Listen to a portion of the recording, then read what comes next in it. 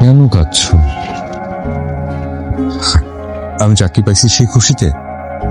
এটা সবসময় জানতাম।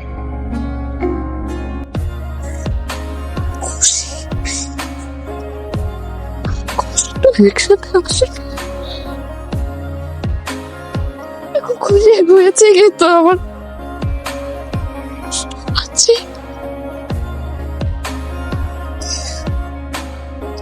জানো আমি এই অপেক্ষা করেছি এই সময়টার জন্য, অপেক্ষা করেছি আমি, কত অপেক্ষা করেছি যে তোমার একটা চাকরি হবে। কবে আমি আব্বাকে গিয়ে বলবো, আব্বা রাব্বির চাকরি হয়েছে, আমি রাব্বিকে বিয়ে করতে চাই। আব্বা তোমার চাকরি হয়েছে কিন্তু